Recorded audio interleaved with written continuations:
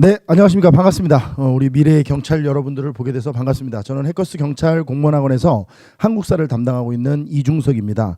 2018년 9월 1일 경찰 2차 시험이었죠. 그 시험 해설을 좀 하려고 이 자리에 섰습니다.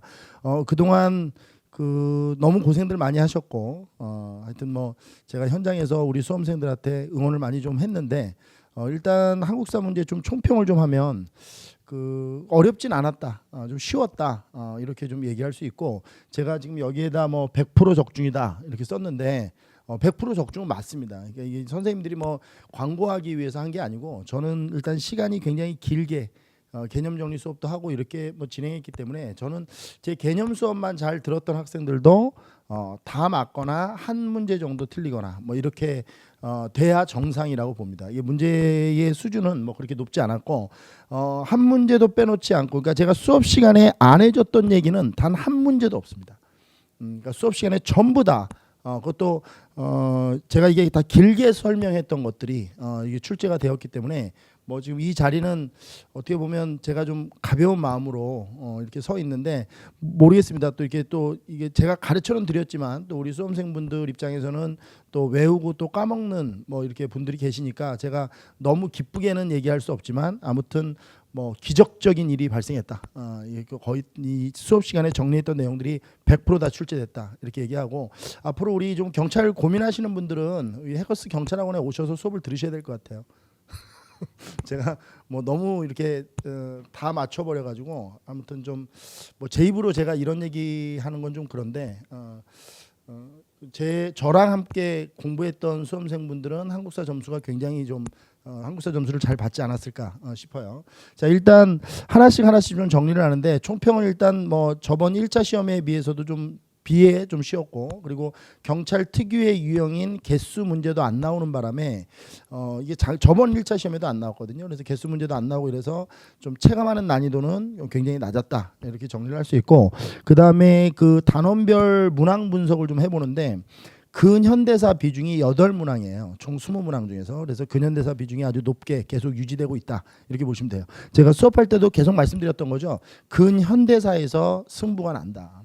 근현대사 공부를 잘해놔야 고득점을 받을 수 있다. 뭐 이 말까지 사실은 뭐 다 맞았던 것 같아요. 자, 일단 저쪽으로 좀 옮겨서 어떤 문제가 출제됐는지를 좀 한번 확인을 해보겠습니다. 제가 좀 시간 관계상 미리 좀 적어놨는데요. 철기 시대 여러 나라를 묻는 문제가 한 문제가 나왔어요. 사료 뭐 일반 문제가 어렵진 않았습니다. 부여 고구려 이렇게 주고 공통점이 뭐냐 이걸 찾는 문제라서 그렇게 어렵진 않게 풀었을 것 같고, 그 다음에 고대 정치사 문제가 3문제가 출제됐습니다. 그래서 삼국항쟁 순서가 나왔고요. 그 다음에 지증왕의 업적을 묻는 문제가 나왔어요. 이건 뭐 다 수업 시간에 다뤘던 거죠. 그다음에 살수대첩 문제가 한 문제 나왔고요. 살수대첩 문제는 여수장 우중문시라고 해서, 우리가 이제 을지문덕의 시에 대해서 제가 조롱시에 대해서 수업 시간에 길게 얘기를 했죠. 근데 그 여수장 우중문시가 제가 수업 시간에 했던 그 멘트 그대로 자료에 출제가 됐습니다. 그다음에 그 문화사 부분에서 이제 무령왕릉, 뭐 무령왕릉은 우리가 고분할 때 굉장히 길게, 제가 이 부분은 한 20분 넘게 수업을 했던 것 같아요. 무령왕릉 하나만 가지고. 근데 이게 이제 그대로 나왔던 거고요.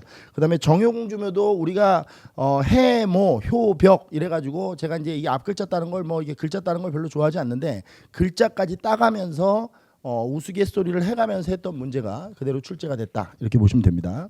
그다음에 고려는 정치사 문제가, 정치경제사 문제가 한 문제도 안 나왔어요. 이게 좀 고려사 문제가 굉장히 적게 나와가지고 좀 당혹스러웠죠.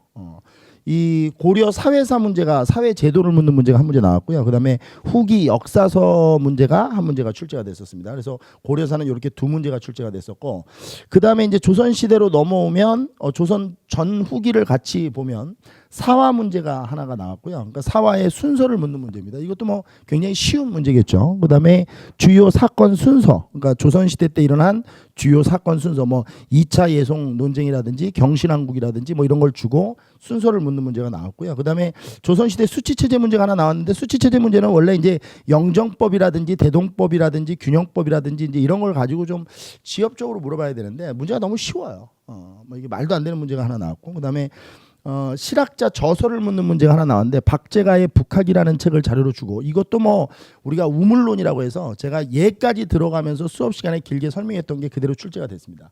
자, 그다음에 근대 홍범 14조의 내용을 묻는 문제가 하나 나왔어요. 홍범 14조는 제가 수업할 때 갑신정변 혁신정강 14조, 그다음에 동학농민의 패정개혁안, 그다음에 1차 가보개혁의 내용, 2차 가보개혁의 홍범 14조 이런 것들을 분석을 해드렸는데 그 문제가 그대로 출제가 됐고요. 항일 의병사 순서를 묻는 문제도 뭐 나왔고, 이 항일 의병 같은 경우는 제가 수업 시간에 을미, 을사, 정미에서 이렇게 매핑을 해서 정리를 좀 했던 그 부분이 그대로 출제가 됐습니다. 그리고 일제시대 문제는 이제 독립운동 단체를 묻는 문제인데 이 부분이 이제 제가 좀 큰 소리를 쳐도 될 것 같아요. 이게 대한광복회 문제가 나왔는데 대한광복회를 제가 수업할 때 풍기광복단, 최기중이 만든 풍기광복단과 조선국권회복단 일부 인사들이 연합을 해서 이 대한광복회가 만들어졌다는데 그 수업 시간에 했던 멘트 그냥 그대로 선지에서 구성돼서 출제가 됐습니다.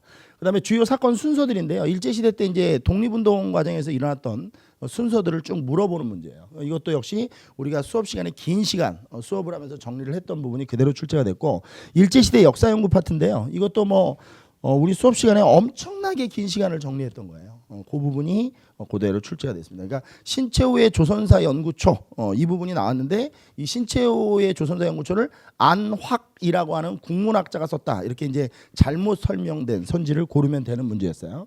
그다음에 이 현대사 문제인데 18번 문제예요. 이게 재헌헌법 내용을 묻는 문제인데 재헌헌법에서 제가 제일 강조했던 게 뭐냐면 아예 재헌헌법을 제가 수업 시간에 써드렸어요.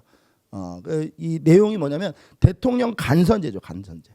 대통령 직선제가 아니고 간선제인데 이거 이제 직선제라고 나와 있는 그 틀린 답을 찾는 문제였고, 그다음에 20번의 정전협정 문제였어요. 이 정전협정은 이제 53년 7월에 체결된 정전협정의 내용을 묻는 문제인데 제가 역시 수업하면서 뭐라고 했냐면 이 정전협정에서 한국이 참여하지 않았다 이러면서 어떻게 이 정전협정에 한국이 참여되지 않았을까 이렇게 얘기까지 했었는데 실제로 틀린 선지를 찾으라고 해놓고 한국이 그 안에 들어가 있는 선지가 나왔습니다. 그다음에 농지개혁법과 관련된 문제인데 이 농지개혁법이 조금 까다로울 수 있는데 이것도 제가 농지개혁법 할 때 제일 중요하게 얘기한 게 뭐냐면 지주제가 혁파됐고 경자유전의 원칙이 실현됐다. 이 경자유전의 원칙이라는 게 뭐냐면 농사를 짓는 사람이 토지를 갖는 거예요. 땅을 갖는다.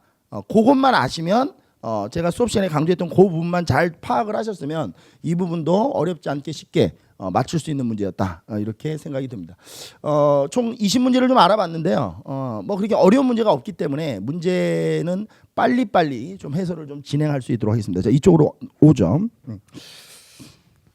제가 사실 이 경찰 시험 보기 전까지 제가 이제 일반 뭐 오랜 기간 동안 해설을 하면서 사실 제가 이런 얘기를 안 하거든요. 뭐 적중했다. 뭐 왜냐면 매번 적중하고 있기 때문에 뭐 굳이 이걸 뭐 적중했다 이렇게 얘기를 안 하는데 이번에 이 경찰 이제 준비하는 과정에서 그 이제 담당자께서 좀 맨날 이렇게 적중을 하는데 왜 적중 얘기를 안 하느냐 그래가지고 적중 얘기를 한 겁니다. 그렇게 알아주시고 자 1번서부터 좀 확인을 해보겠습니다. 자 기역과 1번 문제입니다. 기역과 니은 두 나라의 공통된 혼인 풍속이 뭐냐 이걸 물어봤습니다. 자 1번 문제입니다. 철기시대 문제라고 그랬죠. 왕 아래 가축의 이름을 딴 이러면 뭐 답이 나왔어요. 부여죠. 그 다음에 니은을 보면 왕 아래 상과 고추가 대가 등이 있다 이러면 고구려죠. 그러면 기역은 고구려 니은 그러니까 기역은 부여 니은은 고구려 이렇게 되는 거죠. 그럼 공통점이 뭐냐? 정답은 3번이 정답입니다. 형사 취소원이 정답이죠.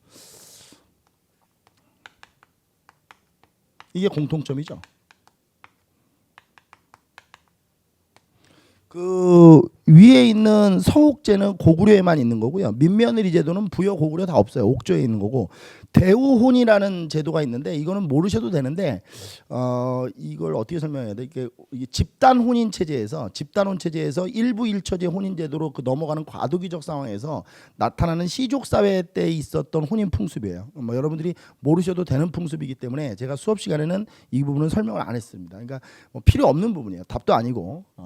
자 1번에 3번이다. 2번에 한번 보겠습니다. 다음 왕릉에 대한 설명으로 가장 옳지 않은 것을 골라라 그랬어요. 자 옳지 않은 걸 고르라는데 무령왕릉을 주고 그 위에 보면 송산리 고분군 이렇게 돼 있죠. 송산리는 공주에 있는 겁니다. 근데 1번에 보면 충남 부여에 있다 이렇게 돼 있죠. 이게 답이에요. 이 부여가 아니죠. 어디예요? 공주죠, 공주.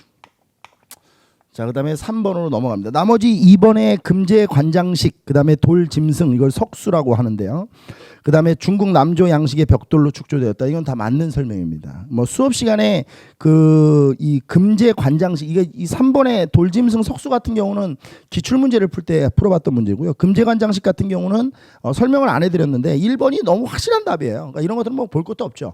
왜냐하면 그냥 소거를 해버리면 되는 거니까. 자, 그다음에 3번을 좀 보겠습니다. 삼국 간의 전쟁 과정에서 일어난 사건을 순서대로 바르게 나열한 걸 골라라 그랬습니다. 자, 백제 성왕은 관산성 전투에서 죽었다 그랬어요. 이게 이제 관산성 전투가 진흥왕과 성왕이 싸워서 성왕이 죽은 거죠. 이게 554년이고요. 그다음에 니은에 신라의 대하성은 백제의 공격을 받고 함락되었다. 이게 진흥왕 때죠. 이게 563년의 일입니다. 562년에. 그러니까 500 정리를 해보면 법흥왕 때 금강가야가 멸망을 하죠. 532년에 멸망을 하고 대가야가 562년에 진흥왕 때 멸망을 하고, 이게 대가야가 멸망한 거는 562년입니다. 백제 한성은 고구려 공격을 받아 계로왕에 처형되었다라고 되어 있는데, 고구려의 공격을 받아 계로왕이 죽었다 이렇게 돼 있죠. 그러니까 계로왕이 죽은 거는 이게 이제 그 광개토, 그러니까 장수왕 때 죽은 건데, 이게 이제 475년의 일입니다. 그다음에 밑에 고구려 고궁원왕이 백제의 공격, 이건 근초왕의 공격이죠. 이건 이제 371년에 발생했던 일이니까 순서대로 보면 리을이 371년이고요. 그다음에 디귿이 475년이 되죠. 그다음에 기역이 554년. 그다음에 니은이 562년이니까 정답은 리을, 디귿, 기역, 니은. 근데 제 수업 들었던 분들은 이렇게 풀면 안 되죠. 연도수를 지금 이제 해설해 주니까 연도수를 얘기하는 건데 매핑으로 푸시면 됩니다. 우리 그 삼국 매핑 그래프 안에 들어있는 내용들이죠, 다. 내 그래프 순서대로 이렇게 정리해서 매핑으로 풀면 더 아마 쉽게 풀렸을 그런 문제입니다. 정답은 3번입니다. 3번. 자, 그다음에 4번 보겠습니다. 다음 왕 제2시기에 있었던 사실로 가장 적절하지 않은 것은 그랬습니다. 이건 이제 지증왕의 순장 금지, 소로 농사를 했다, 뭐 이게 우경 이런 것들이니까 이제 지증왕의 업적이고요. 정답은 1번이 정답이에요. 국사를 편찬해야 돼. 국사는 진흥왕 때 편찬되는 거죠. 이것도 뭐 문제가 너무 쉽습니다. 넘어가겠습니다. 나머지 2, 3, 4번은 다 지중왕의 업적이 되고요. 그다음에 5번 보겠습니다. 다음 내용과 관련된 전쟁에 대한 설명으로 가장 적절하지 않은 것은 그랬어요.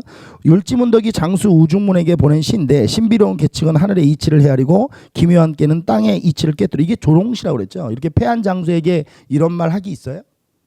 그렇죠. 이게 조롱시입니다. 조롱시. 그래서 여수장 우중문시고, 이 여수장 우중문시는 살수대첩과 관련돼 있습니다. 그러면 이 문제를 털어버리면 살수대첩에 대한 설명으로 옳지 않은 것 찾으면 되거든요. 6세기 후반 남북조로 분열되었던 중국을 통일한 수나라가 고구려에게 굴복을 요구하면서 이제 수와 고구려 사이에서 일어난 전투, 이게 바로 살수죠. 그다음에 고구려가 천리장성을 쌓아 이에 대비했다는데, 천리장성은 수나라와의 전쟁이 끝나고, 그러니까 수나라가 618년에 멸망을 하는데, 수나라가 멸망한 이후에 천리장성이 쌓아지기 시작하는 겁니다. 631년부터 쌓아지는 거니까 이거는 살수대첩과는 전혀 상관이 없어요. 정답은 2번이 정답입니다. 천리장성은 살수대첩과 631년부터 647년 사이에 쌓아지는 거니까요. 천리장성은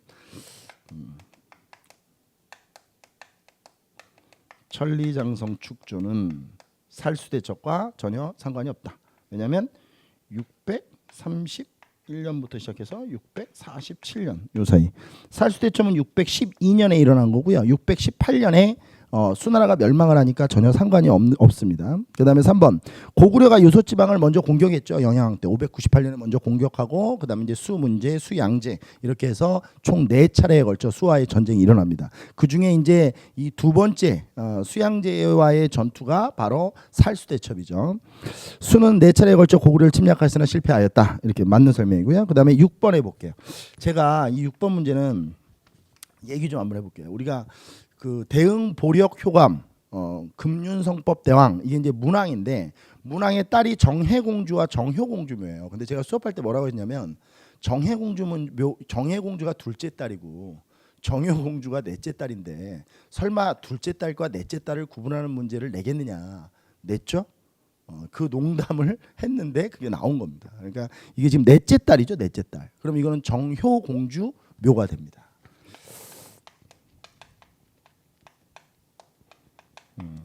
우리 정효공주묘는 제일 중요한 게, 제가 벽돌무덤이라고 했죠. 벽돌무덤. 1번에 죽은 자의 가족 관계를 기록한 묘지가 있고요. 그다음 벽돌로 축조되었고 늘어서 있는 인물의 벽화가 있어요. 벽화도 있고요. 그다음에 이게 이제 정답인데 무덤 양식은 굴식 돌방 무덤일 수 있어요. 왜냐하면 벽돌 무덤은 넓은 의미로 보면 굴식 돌방 무덤이거든요. 근데 그 오른쪽에 보면 돌사자상이 발견돼. 이거는 수업 시간에 제가 정확히 얘기를 해줬죠. 그 정해공주묘에서 바로 이 돌사자상이 발견됐다. 이렇게 제가 아예 필기를 정확히 해줬습니다. 정답은 4번. 4번은 정해공주묘에 대한 설명이에요. 그래서 굴식 돌방무덤의 모주림 천장, 돌사자상 이런 것들은 정해공주묘고 정효공주묘는 벽돌무덤이고 물론 벽돌무덤은 굴식 돌방무덤이라고 볼 수 있어요. 그러나 돌사자상에서 말이 안 되는 설명을 하고 있는 겁니다. 정답은 4번이 정답이다. 자, 그다음에 7번 보겠습니다. 고려시대 국가 운영을 위하여 시행한 사회 정책에 대한 설명으로 가장 적절하지 않은 것은 그랬어요. 자, 고려시대 때 사회 제도를 묻는 문제인데요. 1번에 보면 고려는 개경과 서경 및 12목의 상평창을 설치하여 물가를 조절하였다. 맞고요. 고려는 흉년 등 어려운 때에 백성을 구제하기 위해 의창을 만들었다. 그렇죠. 성종 때 의창을 만드는 거 맞고요. 대비원 중요하죠. 동대비원, 서대비원, 그다음에 서경의 분사대비원 이런 게 있었고요. 환자를 진료하고 뭐 음식도 주고 이랬다 그랬죠. 해민서는요. 원래 그 고려 시대부터 해민국이 있었죠. 일종의 약국이라고 하는 이 해민국이 조선 시대에 오면 세조 때 해민서로 이름이 바뀌어요. 그러니까 해민서는 고려 시대에 볼 수가 없죠. 그래서 정답은 4번이 정답입니다.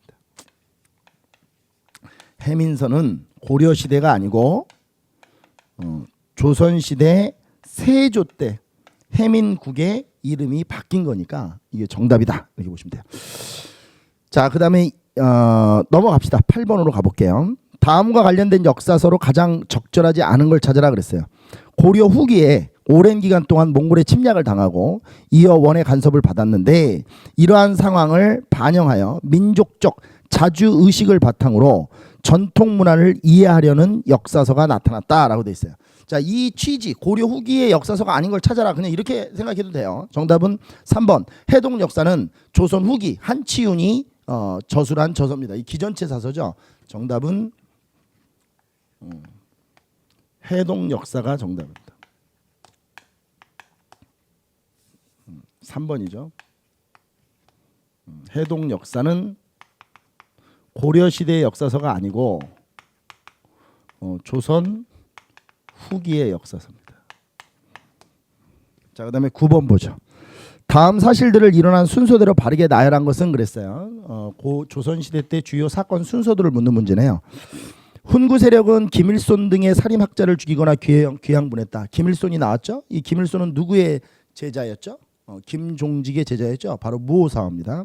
니은 연산군은 생모인 윤씨의 폐출사사 사건에 관여한 살인을 몰아내었다. 이렇게 돼 있는데 바로 연산군 생모 폐비 윤씨 사건과 관련된 것은 갑자사화죠. 그러니까 무오 갑자 이렇게 순서대로 나왔네요. 그다음에 디귿 소윤이 여기서 소윤을 대표하는 사람이 윤원영이죠. 그다음에 대윤을 대표하는 사람이 윤임이죠. 이 윤원영이 윤임에 대한 보복으로 옥사를 일으킨 것 이게 바로 을사사화입니다. 사화의 마지막이죠. 그다음에 리을 훈구 세력의 모략으로 조광조 일파가 제거되었다. 이게 기묘사화입니다. 그러면 무오, 갑자, 기묘, 을사 순서니까 기영, 니은, 리을, 디귿 이렇게 하면 되는 거죠. 정답은 2번이 정답이에요. 이거는 뭐 이런 걸 못 풀면 뭐 말이 안 되죠. 자, 10번 보겠습니다. 조선시대 수치 체제에 대한 설명으로 가장 적절하지 않은 걸 찾으라는데 이 문제가 참 제가 보면서 이게 어떻게 수치 체제 문제를 이런 식으로 허접하게 낼까 조금 생각을 했는데 이게 보세요. 공법이 뭐예요? 전분 6등법, 연분 9등법이죠. 근데 이 공법이 바로 공납으로 이렇게 돼 있죠. 이거 말이 안 되죠. 그리고 공납을 걷는데 토지 결수에 따라 어떻게 지방의 토산물을 걷습니까? 말도 안 되는 설명이에요. 정답은 1번. 나머지 2, 3, 4번은 다 맞는 설명입니다. 그 다음에 11번 볼게요. 다음 사실들을 일어난 순서대로 바르게 나열한 것은 그랬습니다. 이게 이제 조선시대 역시 주요 사건, 조선 후기를 중심으로 한 주요 사건들을 묻는 건데요. 한번 보죠. 2차 예송에서 남인이 승리하였다라고 했어요. 2차 예송은 현종 때 일어나죠. 뭐 둘 다 1차 예송, 2차 예송, 현종 때 일어나지만 현종 때 일어난 1차 예송, 2차 예송, 현종 때 일어난 1차 예송은 1659년, 2차 예송은 1674년 이렇게 되죠. 1674년이네요. 그다음에 허적, 윤유 등 남인의 중심 인물을 몰아내고 서인 정권이 수립되었다. 이건 경신왕국이잖아요. 경신왕국은 1680년, 기사왕국은 1689년. 그다음에 갑술왕국은 1694년 이렇게 진행되죠. 그러면 경신왕국이니까 1680년 첫 번째 황국이죠. 이거 숙종이네요. 숙종. 그다음에 정열인 모반 사건이 일어나 동인 중 처형된 이건 기축옥사죠. 이건 선조 때 일어나는 거죠. 1589년입니다. 기축옥사는. 일부 소론 세력이 주도하여 이인자의 난을 일으킨 거는 영조가 집권하고 나서 4년 뒤에 일어나는 거죠. 1724년에 영조가 재위하고 1728년에 영조 즉위 초기에 일어난 사건입니다. 이인자의 난이죠. 이게 1728년에 일어나는 사건이에요. 그러니까 순서대로 해보면 디귿이 제일 먼저 나와야 돼요. 선조 때니까 기축옥사가 나와야 되고, 그 다음에 기역이 현종 때니까 기역 나오면 되고, 그 다음에 니은이 숙종이고, 그 다음에 리을이 영조입니다. 이건 왕의 연도수 몰라도 왕만 알아도 그냥 풀 수 있는 문제죠. 11번의 정답은 3번이 정답이 됩니다. 문제가 좀 쉽습니다. 자, 그 다음에 12번 보죠. 다음 글을 쓴 사람과 저서로 가장 적절한 것은 그랬어요. 대체로 재물은 비유하건대 생각 같은 것이다. 이거 뒤에 읽어볼 것도 없죠. 우물론, 박제가의 북하기를 찾으면 되는 겁니다. 정답은 1번이 정답입니다. 자, 그 다음에 넘어가겠습니다. 자, 13번을 한번 보겠습니다. 이제 이 부분은 좀 제가 수업은 했지만 이게 이제 암기가 제대로 안 돼 있는 분들은 13번 문제를 놓쳤을 가능성도 있을 것 같아요. 자, 가의 내용으로 가장 적절한 걸 찾아라 그랬어요. 고종은 문무백관을 거느리고 종묘에 나가 내정개혁 및 자주독립을 선포하는 독립서고문. 독립서고문 하면 2차 가보개혁이죠. 바치면서 국정개혁의 기본 강령이라고 할 수 있는 1894년 12월 발표하였다. 이게 뭐냐면 홍범 14조입니다. 그러니까 문제 털어버리면 홍범 14조의 내용으로 옳은 것 이렇게 하면 되죠. 홍범 14조의 내용으로 옳은 것. 1번 문벌에 구애받지 않고 인재 등용의 길을 넓힌다. 이게 홍범 14조 14조예요. 이게 홍범 14조의 마지막 조죠. 1번이 정답이에요. 자, 그다음에 2번에 보면 의정부와 육조의 불필요한 관청은 모두 없앤다. 이게 갑신정변 혁신정강 14조 안에 들어있는 거죠. 무명잡세는 거두지 않는다. 이거는 동학농민운동 과정에서 패정개혁안에 대한 얘기고요. 직인간은 황제가 정부에 자문하여 그 과반수 의견에 따라 임명한다. 이거는 독립협회 관민공동의 헌의 6조 이렇게 연결돼요. 헌의 6조의 내용입니다. 그래서 정답은 1번이 정답이 되죠. 자, 그다음에 14번 볼게요. 다음은 항일 의병에 대한 설명인데 이를 일어난 순서대로 바르게 나열한 것은 그러면 뭐 을미, 을사, 정미 이 순서대로 하면 되는 거죠.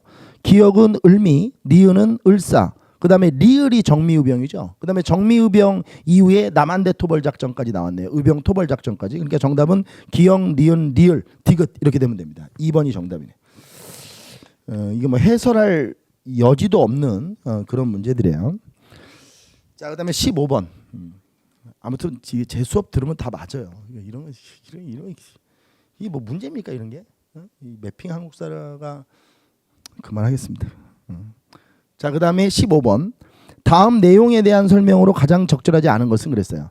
일제에 맞서 민족 문화를 수호하려는 국학운동은 국어 연구와 더불어 한국사 분야에서도 활발히 전개되었다. 그렇죠. 우리 근대 역사학은 바로 이러한 일제의 식민사학에 대항하여 민족사를 수호하고 민족의 독립을 달성하고자 하는 과정에서 발전하였다. 이건 일제시대 때 민족문화 수호운동 과정에서 펼쳐졌던 역사 연구 파트를 찾으면 돼요. 역사 연구 부분을 물어보는 거죠. 자, 문일평, 안재홍 이분들이 이제 1934년부터 조선왕 운동을 펼쳤다는 거고, 안학은 제가 수업을 아예 해드린 적이 없어요. 그러니까 안학이 쭉 읽어보면 조선사 연구초 단행본을 엮어냈다 이렇게 돼 있잖아요. 조선사 연구초는 신채호 선생님이 낸 거예요. 신채호 선생님이 쓴 거고 왜 안학이라는 사람이 씁니까? 정답은 2번이 정답입니다. 15번의 정답은 2번. 조선사 연구초는 신채호의 책이죠. 그 다음에 3번에 정인보는 민족의 어를 강조했고 조선사 연구라는 책을 집필했던 분이시고, 4번에 박은식은 대한민국 임시정부 수립에 참여하면서 일제의 불법적인 한국 침략과 부단히 전개되는 한국 독립운동사를 정리했다. 이게 한국 독립운동 지열사 이런 책들이죠. 한국 통사 이런 것들. 자, 맞는 설명이에요. 박은식 선생님은 임시정부의 2대 대통령을 역임하신 분이기도 하시죠. 그 다음에 16번. 다음은 일제강점기 어떤 민족운동단체의 강령 중 일부인데 이 단체에 대한 설명으로 가장 적절한 것은 부호에, 그러니까 이 부호, 그러니까 이 잘 사는 사람들에게 군자금을 모금했다. 친일 부호를 습격했다. 이건 대한광복회예요. 2번 먼저 보시죠. 그렇죠. 1913년에 풍기 강복단이 이 최기중이라는 사람에 의해서 경북 풍기 지역에서 만들어지고 조선 국권회복단의 일부 인사들이 합쳐져서 대한광복회가 되죠. 그래서 조선 국권회복단은 또 뭐냐면 이게 대종교 인사들이 관련돼 있다라고 제가 얘기하면서 이 대한광복회가 군사식 조직을 가진 항일 어떻게 보면 무장투쟁 단체다 이런 개념으로 이해하라고 하면서 제가 수업 시간에 긴 얘기를 좀 해드렸습니다. 정답은 2번이 정답이고 1번에 이상용 등이 서간도 지역의 삼원부의 터를 잡고 조직했던 것은 신흥 강습소, 나중에 이제 신흥 무관학교가 되죠. 그다음에 3번에 중국의 항일 무장 세력과 연합하여 쌍성보, 사도하자, 대전자령 전투를 했던 것은 지청천의 한국 독립군입니다. 4번에 중국 관내에서 결성된 최초의 한인 무장 단체 부대, 그러면 조선 의용대죠. 한커우에서 만들어진 1938년에 조직되죠. 정답은 2번입니다. 완벽하게 적중한 문제입니다. 그 다음에 17번. 다음 법령이 제정된 때와 가장 가까운 시기에 있었던 사실로 가장 적절한 것은 그랬습니다. 1938년에 이게 이제 3차 조선교육령 심상소학교령입니다.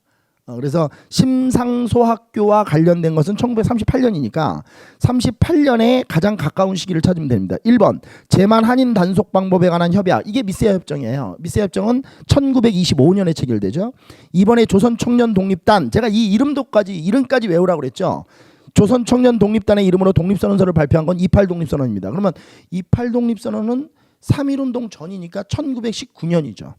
그 다음에 3번 일제는 한글 연구로 민족의식이 고취되는 것을 막기 위해 조선 어학계를 강제로 해산시켰다. 1942년 조선 어학계 사건. 그 다음에 4번 조선민족혁명당은 민족연합전선을 강화하기 위해 다른 단체들과 함께 조선민족전선연맹. 제가 얼마나 연도하고 이걸 강조했습니까? 조선민족전선연맹은 1937년이다. 그 다음에 그 밑에 우리 매핑했던 거 보면 한국광복운동단체 연합회도 1937년으로. 그러면 이게 지금 자료에 제시된 게 1938년이니까 1937년에 만들어진 조선민족전선연맹이 가장 가깝네요. 17번에 4번. 그 다음에 18번 보겠습니다. 1948년 7월에 공포된 재헌헌법에 명시된 내용이 아닌 것은 그랬어요. 나머지는 알 필요 없고 3번 보세요. 대통령과 부통령 후 국민의 보통평등 직접 비밀선거인데 직접 선거 아니라니까요. 대통령 간선제였잖아요. 그래서 1차 개헌 때 1952년 1차 개헌 때 이승만이가 이게 불리하니까 대통령 간선제를 직선제로 바꾼 걸 우리가 발췌개헌이라고 해서 배웠잖아요. 정답은 3번이 정답입니다. 재헌헌법 문제가 나왔죠. 그 다음에 나머지 내용은 다 맞는 설명이에요. 이 재헌헌법. 그 다음에 그 19번 대한민국 정부가 수립된 이후 1949년 6월에 농지개혁법이 제정되었는데 이에 대한 설명으로 적절하지 않은 걸 찾아라 그랬어요. 자, 4번을 좀 보시면 농가 아닌 자의 농지는 매수해요. 그 다음에 작용하지 않는 자, 이 작용하지 않는 자, 직접 농사지지 않는 땅은 매수하는 거죠.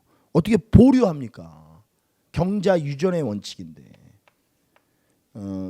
이게 원칙 아니에요? 박 가는 자가 땅을 소유한다.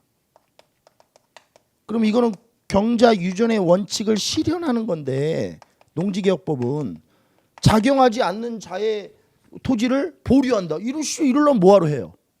그잖아요. 이게 4번이 정답이죠. 그 다음에 20번.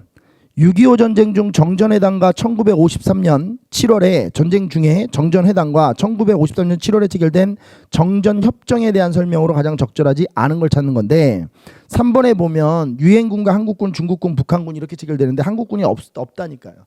유엔군, 중국군, 북한군 이렇게 세 개가 주체가 돼서 체결한 겁니다. 정답은 3번이 정답이에요. 나머지는 다 맞는 설명입니다. 자, 여기 좀 보시죠. 우리 지금 끄지 마시고요. 모니터 끄지 마시고 좀 들어보세요. 지금 이 해설을 들으신 분들은 지금 저한테 이제 수업을 들으신 수험생들도 있을 것이고 또 앞으로 내가 경찰을 준비하는데 어떻게 준비를 하면 좋을 것인가 이런 걸 좀 한번 해보려고 한번 보려고 보시는 분들도 있을 거예요. 근데 제가 앞쪽에 말씀드렸지만 해커스 경찰에 오시면 제 수업을 들으실 수 있습니다. 제 수업을 들으시면 한국사는 아무 걱정 없이 시험을 보실 수 있을 겁니다. 우리 해커스 경찰학원 믿고 여러분들 꼭 현장에서 혹은 인강으로 만나뵐 수 있도록 그렇게 좀 기대하겠습니다. 자, 고생하셨습니다.